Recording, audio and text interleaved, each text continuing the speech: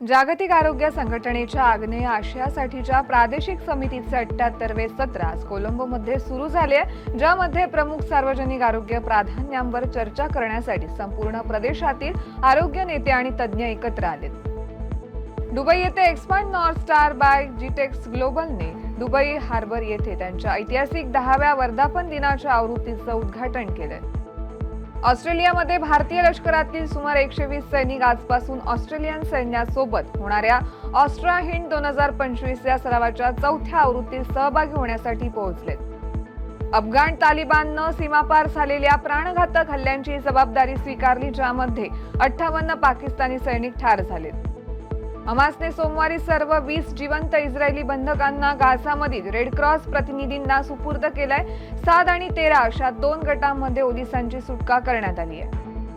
अंटार्क्टिकामधील बर्फ वितळण्याच्या प्रमाणानं आता tipping point ओलांडला असल्याची शक्यता आहे। यामुळे संभाव्य विनाशकारी परिणामांसह कायमस्वरूपी बदल होऊ शकतात, असे नवीन संशोधनात नमूद करण्यात आले।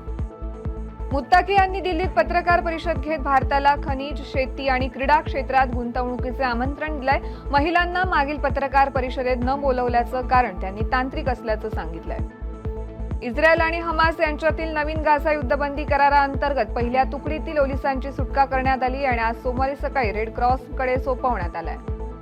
कॅनडाच्या परराष्ट्र व्यवहार मंत्री अनिता आनंद यांनी आज नवी दिल्ली येथे पंतप्रधान नरेंद्र मोदी यांची भेट घेतली आहे।